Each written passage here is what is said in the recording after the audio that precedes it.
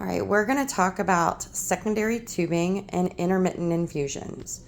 All right, so temporarily, we are going to not use any secondary tubing for intermittent infusions that would normally piggyback in to your primary infusion set. Instead, what we are going to do is all intermittent infusions, antibiotics, potassium, electrolytes, anything that would normally run as a secondary and piggyback into your pump, we are going to place on primary tubing and run direct into the pump itself. If you have two pumps, you can go ahead and set up your intermittent infusion on your pump so that way it is ready to go. When it is time for your intermittent infusion to start, you are going to pause your primary infusion. And I'm going to place my pump on standby so that it doesn't beep. And then I am going to get the tubing for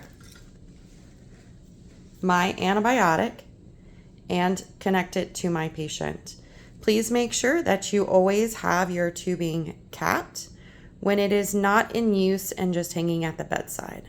So I'm going to disconnect the primary tubing from my patient and reconnect my intermittent infusion.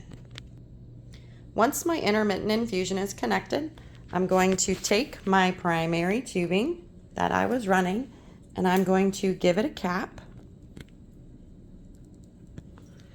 And I am now going to hang that so it is ready to go when my antibiotic is complete. I can now start my intermittent infusion.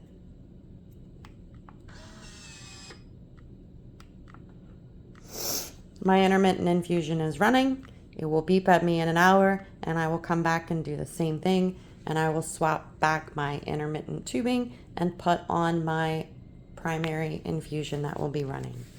If for some reason you only have one pump, you don't have a second pump, when you go and stop your primary infusion, you can just open up that door, go ahead and load your intermittent infusion tubing, set that pump.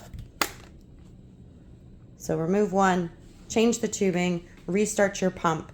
Few more steps if you only have one pump, but you can do it with one pump if you don't have two. If you have any questions, please feel free to reach out to me as your educator, April Rollins, or any of your managers. Thank you.